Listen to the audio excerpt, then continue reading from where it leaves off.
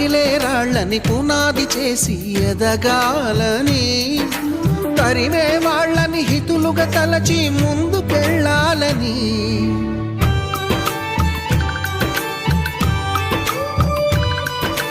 కన్నుల నీటిని కలల సాగుకై వాడుకోవాలని, కాల్చే నిప్పుని ప్రమిదగా మలచి కాంతి పంచాలని, గుండెతో ధైర్యం చెప్పెను, చూపుతో మార్గం చెప్పెను, అడుగుతో గమ్యం చెప్పెను.